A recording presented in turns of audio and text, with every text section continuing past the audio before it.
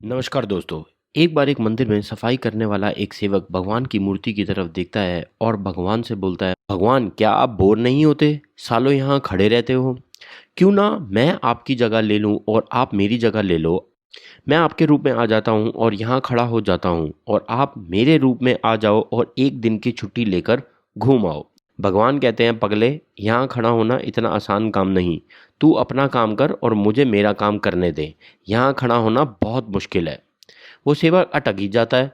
वो कहता है, भगवान जी, आप जैसे बोलोगे, जैसा कहोगे मैं करूँगा, बट आपकी एक दिन की छुट्टी तो बनती है। आप सालों से यहाँ खड़े हो, आप जाओ एक दिन रिलैक्स करो। भगवान जी कहते हैं, मैं रूप तो एक्सचेंज कर लूँगा, मैं तेरे रूप में आ जाऊँगा, तू मेरे रूप में आ जाना, लेकिन मेरी एक शर्त है। तू पूरा दिन चुपचाप यहाँ खड़े रहना, कुछ भी हो बोलना नहीं। कोई कितना भी बोले तू बस चुप रहना। यहाँ लोग आएंगे, बात करेंगे, कुछ ना कुछ मांगेंगे, तू बस मूर्ति बनकर खड़े रहना। तू कुछ मत बोलना, मेरे पास सबकी कर्मा के हिसाब से प्लानिंग है। तू बस चुपचाप खड़े रहना। सेवक कहता है, ठीक है भगवान जी, मैं ऐसा ही करूँगा।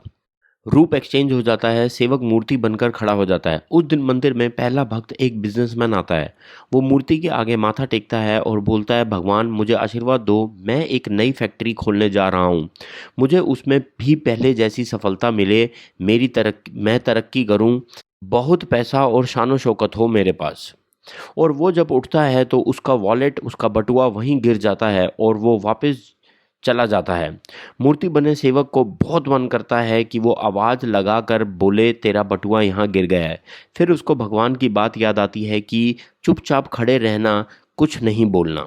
वो चुप हो जाता है। बिजनेसमैन वहाँ से चला जाता है और फिर दूसरा भक्त मंदिर में आता है। वो एक गरीब आदमी है और 1 रुपया भगवान के सामने चढ़ा देता है और बोलता है, भगवान मेरे पास ये लास्ट 1 रुपया था। अब मेरे पास खाने को कुछ नहीं, मेरे घर में दवाई की ज़रूरत है। कुछ ऐसा कर दीजिए कि मेरे घर में खाना और दवाई आ जाए। कृपा करो भगवान। जब वो माथा टेक कर उठता है, आंखें खोलता है तो देखता है कि वहाँ बटुआ पड़ा है। ये गरीब भक्त खुश हो जाता है और बोलता है, धन्यवाद भगवान, तुमने तो मेरी सुन ली। बहुत खुश होकर ये बटुआ लेकर जाने लगता है। उस टाइम मूर्ति बने सेवक को बहुत मन होता है कि वो उसे रोक ले कि ये बटुआ तो बिजनेसमैन का है, लेकिन भगवान की बात याद करके कि चुप रहना है, वो रुक जाता है और कुछ नहीं बोलता। गरीब भक्त बटुआ लेकर वहाँ से चला जाता है। इसके बाद तीसरा भक्त मंदिर में आता है जो एक सेलर है।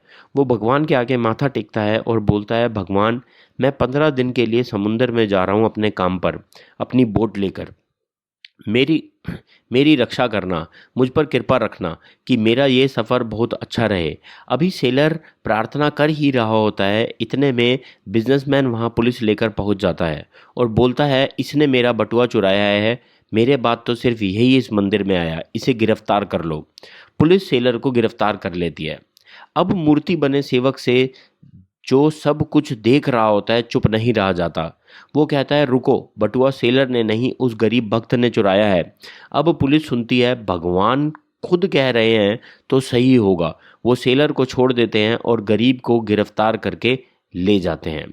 रात को जब भगवान वापस आते हैं, मूर्ति बने सेवक से पूछते हैं, कैसा रहा दिन? सेवक बोलता है, भगवान आज मैंने ना एक अनर्थ होने से रोक लिया। सब गड़बड़ हो रहा था, मैंने सब ठीक कर दिया।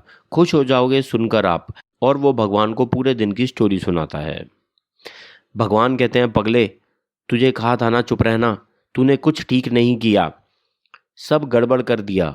वो बिजनेसमैन, उसकी सारी कमाई पाप और चोरी की थी। अगर उसका बटुआ वहाँ गिर गया और गरीब को मिल गया, वो गरीब जिसका दिल बहुत बड़ा है, वो कम पैसों से भी सबकी मदद करना चाहता है और अच्छा काम करता है, तो बिजनेसमैन के कुछ कर्म अच्छे हो जाते और गरीब के घर में खाना और दवाई आ जाती। और जिस सेलर को तूने जेल भेज दिया, वो जेल में ही सुरक्षित था, क्योंकि जिस समुंदर में वो जाने वाला है वहाँ ऐसा तूफान आने वाला है जिसमें वो बचेगा नहीं। अगर वो जेल में होता तो जान बच जाती और उसके बच्चे यतीम होने से बच जाते। ये तूने क्या किया मूर्ख? मेरे यहाँ सबको उनके कर्मों के हिसाब से सब मिलता है। मनुष्य को अगर मुझ पर विश्वास है तो बस यही सोचना चाहिए कि जो होता है अच्छे के लिए होता है, क्योंकि मैं सबके लिए प्लानिंग करता हूँ और मुझे वो सब दिखता है और मालूम होता है जो इंसान को नहीं पता होता। मुझ में 100% फेथ एंड बिलीव करने वाला कभी परेशान नहीं होता, वो हर हाल में खुश रहता है। दोस्तों, मैं तो इस बात को मानता हूँ कि जो होता है अच्छे के लिए होता है। इसलिए हमें भी अपनी लाइफ के उतार चढ़ाव के समय पर परेशान नहीं होना चाहिए, ना ही हिम्मत हारनी चाहिए। बस विश्वास रखना चाहिए कि जो मुझे समझ नहीं आ रहा कि मेरे साथ ऐसा क्यों हो रहा है, उसकी प्लानिंग मेरे अच्छे के लिए की गई है। नमस्कार दोस्तों, जल्द मिलेंगे एक और मोटिवेशनल स्टोरी के साथ।